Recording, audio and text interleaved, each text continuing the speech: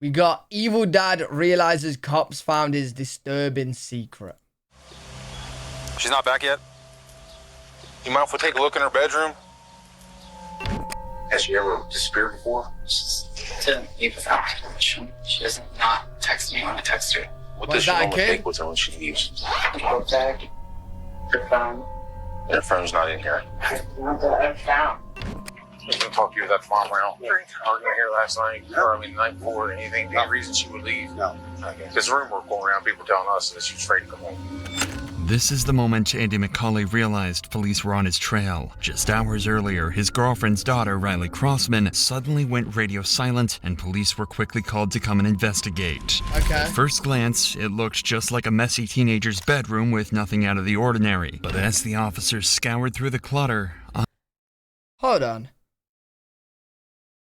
This is like a messy teenager's bedroom. Nothing out the ordinary. I'm sorry, but we've all seen my room. I know it's clean right now, but I have messy room. Bro, this don't look ordinary. This don't look... Listen, I know times are rough, right? And people are living rough, but this don't look ordinary, mate. This don't look ordinary. This looks like a kidnapper's room. That's what this looks like. Like a messy teenager's bedroom with nothing out of the ordinary. But as the officers scoured through the clutter, unsettling details began to emerge. This was her book bag. Debbie said she wore it, but she said the kids already went through everything. Money. Squatty. They would find items that a teenager might typically take if they were planning to run away. But Okay, as your they phone. begin to look even more, they start to notice blood. Oh, shit. Uh-oh. Blood was on her sheet, and more was found on her comforter. The cops were now certain that foul play had occurred, and something terrible happened to Riley. As they try to piece together the puzzle, police find themselves entangled in one man's web of deceptions and twisted lies, all crafted to conceal his one single disturbing secret. On May 8, 2019, This is gonna dispatchers be messy, received a call man. from a concerned woman reporting the disappearance of her 15-year-old daughter, Riley Crossman. As officers arrive at the scene, they 15 come into years contact old. with the caller, Chantel Oakley, and her boyfriend, Andy McCauley. What's going on, man? Haven't seen you in a long time. It's been a while. Any word? You mind if we take a look in her bedroom? Has she ever disappeared before? She didn't leave without my permission. She doesn't not text me when I text her. This is the only mirror we have like this, so I came in yesterday morning, and I don't remember that being there. And especially her glasses, because this is not exactly the way it was. I've been in here digging and looking to see if there was a note or anything like that. According to Riley's mother, this was unlike her, and she wasn't one to run off without telling anyone. Okay. A quick search of her room revealed that her belongings were untouched, except her bed, which was covered in bloodstains. This was highly suspicious, so officers quickly took a sample and sent it off for DNA testing. But for now, officers need to gather as much information as possible from people who last saw Riley, so they decide to question Andy about his whereabouts that day. We can talk to you about the farm around. Arguing here last night, or I mean the night before, anything, any reason she would leave? No. Okay. There's a rumor going around, people telling us that she was afraid to come home. I don't know if that's... I mean, you know how people go sometimes. But That was nothing like that. okay. So, She wouldn't have Why to be would here. people just say that? right. Anything like that. Yeah. Never like that. This is... What do you mean she wouldn't be here if she didn't want to come? Bro, she's 15. She's got no choice to go home, bro. When I was 15 and I don't want to go home, guess what? I had to go home. You know what I mean? You got no choice. Right. Anything like that. Yeah. Never like that. This is... nothing. Yeah. Her mom wasn't even home. Right. She's at work.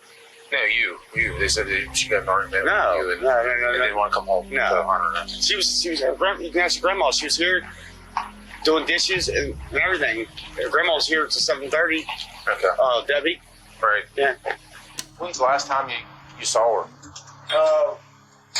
Like 9, maybe 10ish. At night? Yeah. And what context was that?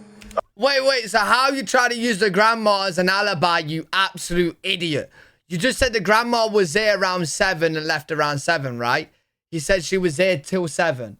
But then you're saying you last seen the daughter at 9:10. So the grandma's irrelevant then, mate. Oh, she was here in the house. She went to bed probably, well, I don't know what time she went to bed, but all the kids were in the room by like 9:30. Did she ever leave in the morning? No, I got up at 4 o'clock in the morning. That was 5. Okay. Go to work.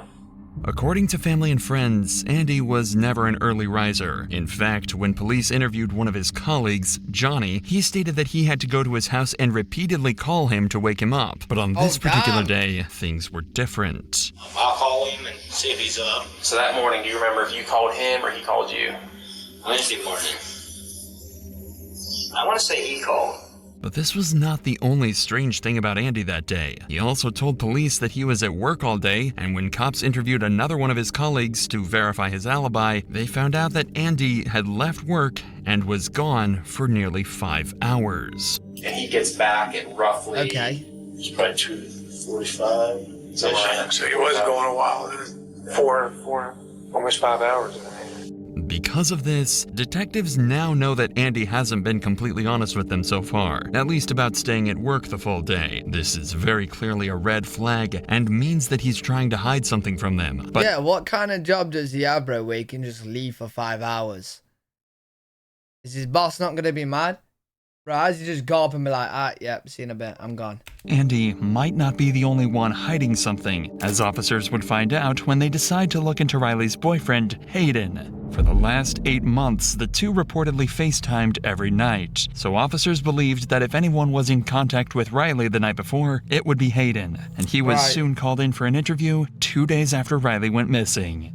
Can you just tell us when you were last FaceTiming? I was actually talking to her about the DC trip that was going on. And do you know exactly what time? 10:30-ish. On the night of Riley's disappearance, it just so happened that Hayden deleted all his messages with Riley because he did not want his mother seeing them. This is why detectives could tell that Hayden knows something, but because of his mother's defensiveness, he's unable to speak his mind. I told him before not to delete his messages, but he isn't having it, deleting everything. What do you know about her mom's lifestyle? Or what their relationship? I don't really know much about mom. I feel like she just isn't a responsible person. She'll just let her do whatever she wants. They had a dance, and she was wearing this short dress. She let her walk to the school by herself in this short dress. It's at night. Riley had way too much freedom. Although this interview was not too fruitful, it pushed Hayden to come forward with a crucial piece of evidence afterwards. A series of disturbing text messages that Riley sent to him the night before she disappeared, saying that Andy was in her room and that she was scared. Immediately, all suspicion was further confirmed around Andy, and officers would later use this information to piece together this dark puzzle. But for now, finding out Andy's actual whereabouts and what really happened during the 5 hours that Riley was missing is crucial to the investigation, and the reason why Andy would be called in for questioning. I just talked to Johnny, right? Saw him leaving. Okay. Would you be surprised if you told me something completely different? Maybe. Do you not remember leaving that job site going to Red Hill? Oh, yeah. Oh, I'm sorry. We did go to, I'm sorry. We did. You're right. Okay. You're right. We did go to, and did a shelf. How long were you there at Red Hill? Like the rest of the day. Okay. Like the rest of the day. Okay. Were you at that house the entire time, fixing the shelves? No. Okay. Where were you at? I was at the other house. Okay. I went and got some more drugs. If Andy was off doing illegal drugs during those 5 missing hours, then that could possibly explain why he didn't initially tell the cops the truth about where he had been all day. But this also could just be his way of trying to distract the police by bringing their attention. Yeah, Beth, you're right. The mom of that guy wasn't complaining about Riley exactly. She was complaining about, like, Riley's parents giving her too much freedom. You know, like if your daughter's going to a dance and she wants to wear her dress that might be short and you're probably not happy with it, but you're letting her anyway, you're definitely gonna drop her off at night. You know what I mean? Your 15-year-old daughter, if you're a good parent, you're gonna drop her off and pick her up. You know what I mean? into something walk else. at night At this by point, myself. detectives know that Andy is desperate to give them an alternate alibi, and his drug story could possibly be true. So to cross-check, they would call in Johnny again. Johnny had a history of drug use, and the two would often do cocaine together, so he can easily substantiate or discredit Andy's account. Okay. Would you say that there was enough to still do another line each? Oh yeah. A couple lines each? Oh yeah. Okay. So you wouldn't have to, you didn't need any more coke? No. So now, Andy's story about going to get more drugs isn't adding up. His colleague had already told the cops that they had more than enough cocaine to get them through the rest of the day. So Yo, what a weird conversation, bro. This guy's having a casual conversation with a cop saying, yeah, we had more than enough coke, bro. We didn't need to get no more. there would be no reason for them to go get more drugs. Realizing that Andy has been lying, the police decide it's time to confront him and get to the bottom of his deception. What if I told you that I know you weren't that snow and you didn't buy drugs? Wait, chat, is the old man self-incriminating himself? Or is it because he's helping a case, he won't be charged? Do you know what I'm saying? Yeah, they don't care about his situation. They're dealing with this. Off anybody that day. See where I'm getting at? We went from this story to this story, now we're gonna get a third story. Oh, only found him on one of these it. times Oh, right, you okay. really need to think of what you're telling me. Okay, because you're not being honest. Remember I told you about being honest and I'm not gonna just throw shit at you? I know you weren't there. I know you didn't buy drugs off your cousin, and I know you didn't use them in that parking lot that day. Where did you go when you left? Went to my house to get the drugs. Okay. I already had them in my house. Okay. I already told you, Chantel. I still want to tell you I had them in my house. So you go back home, you use your drugs, and then you go back to work, and then what? Considering the discrepancies in each version of the story he tells officers, there is more than enough reason for officers to not trust Andy, like they would express. I'm just telling you the whole part about you being honest. I'm being honest with you. I've been honest with you. I told you shit that I didn't even want to tell you. Okay. You're being somewhat honest. I mean, we're doing some polling to get some information about some drug activity, which is us. I don't even give two shits about. But yet we're having trouble pulling that out of you. Because I was worried about the names out there. Okay, and I told you I don't care about that. I didn't say that. You told us about the drug activity, what, 2 nights ago? I did. Did I arrest you for it? Your names or anything? Yeah. The main reason for detectives Care pressuring about the Andy like drugs. this is because a record of his movements is crucial for this investigation. Usually law enforcement can just track a suspect's movements using their phone, but in Andy's case, he had supposedly left it at home the day that Riley went missing. Knowing that the more Okay. leniency detectives show to Andy, the bolder he would become in giving shady alibis, detectives decide to ramp up the intensity of the conversation, even more to make Andy nervous and slip up about his real whereabouts.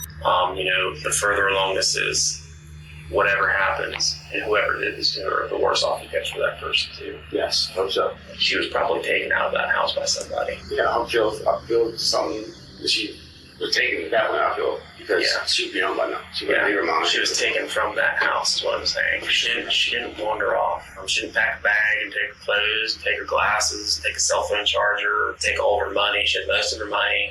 Someone's gonna go. Yeah, listen, any 15-year-old is taking their iPhone charger, bro. Like, even if the phone's missing, right? Like, it looks like she took the phone. You're taking the charger. You know you are. You need your phone.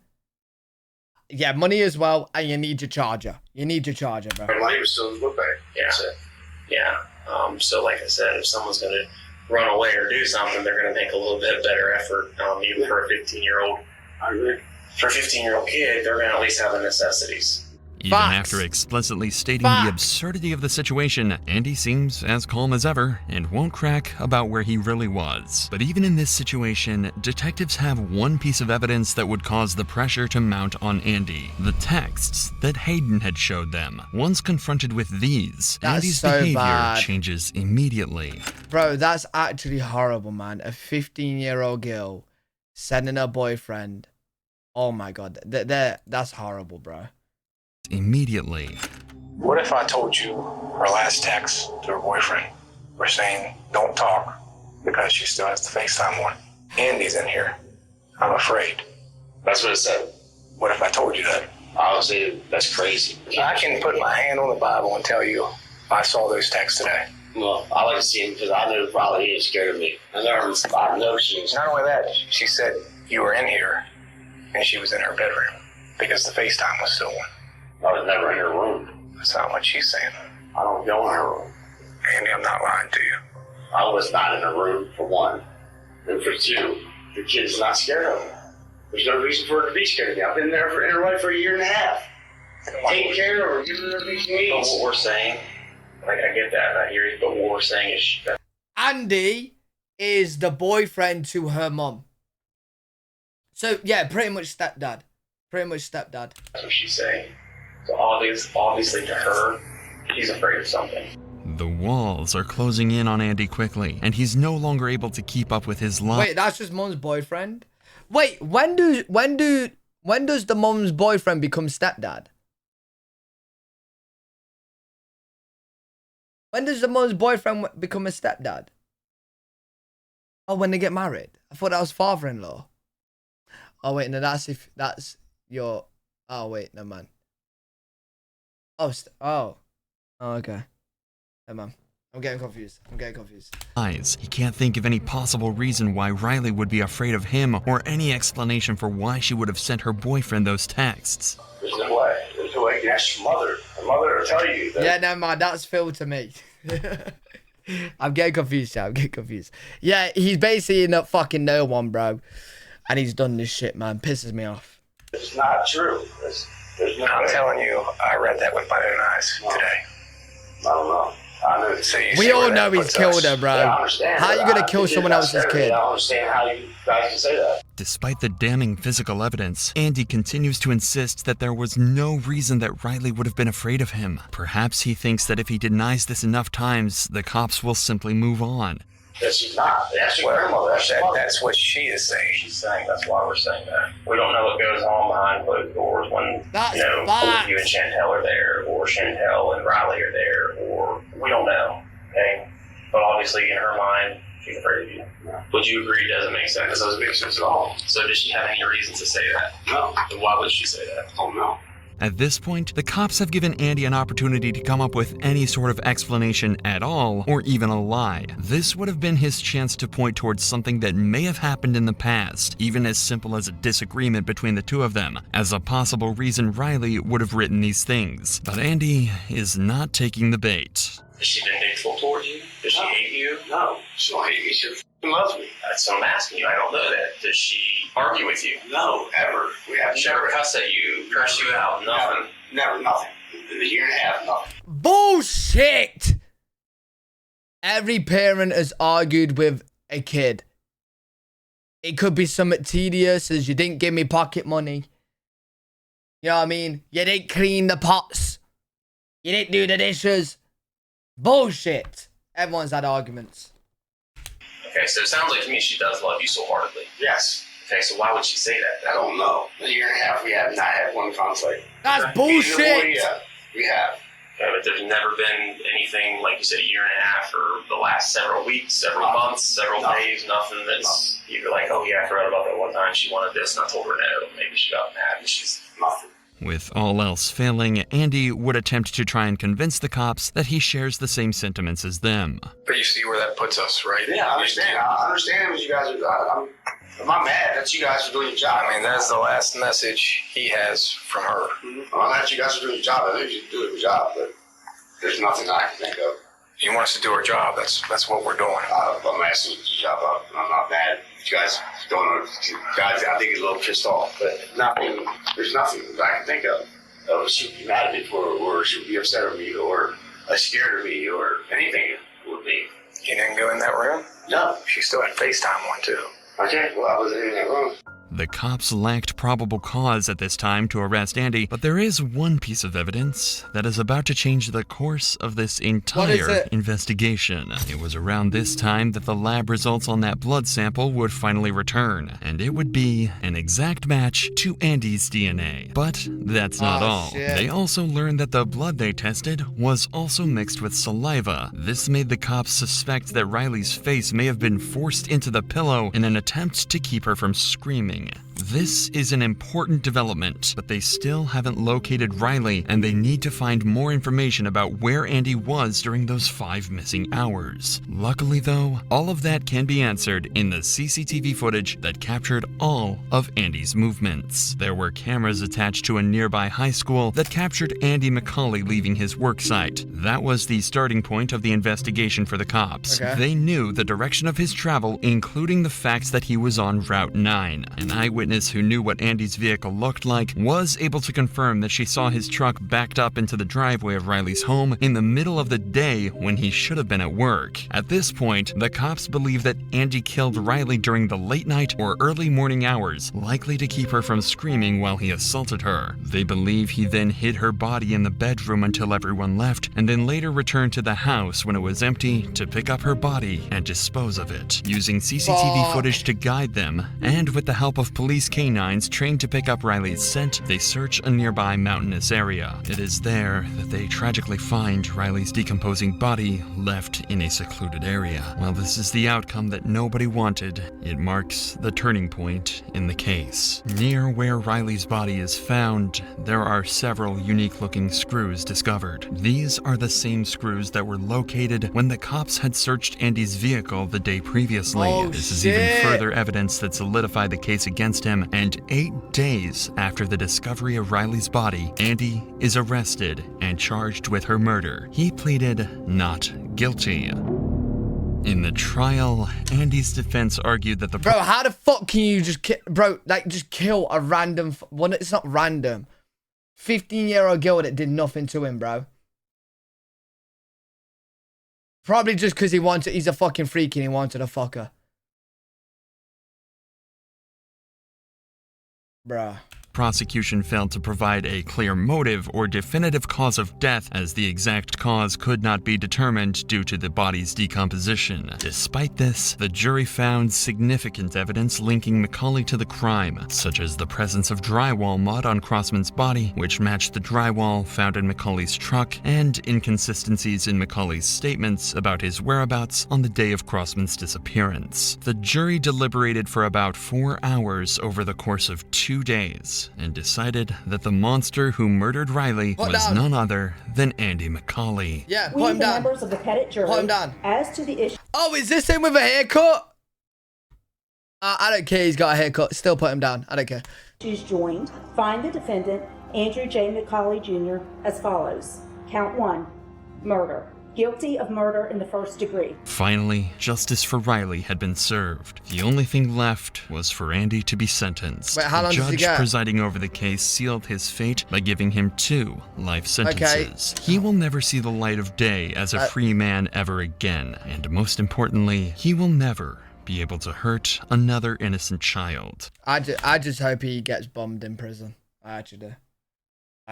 Then that'd be better. But bro, it's still not good because she's dead. You know what I mean? That's so sad, bro. 15-year-old girl, mate. 15-year-old girl, bro.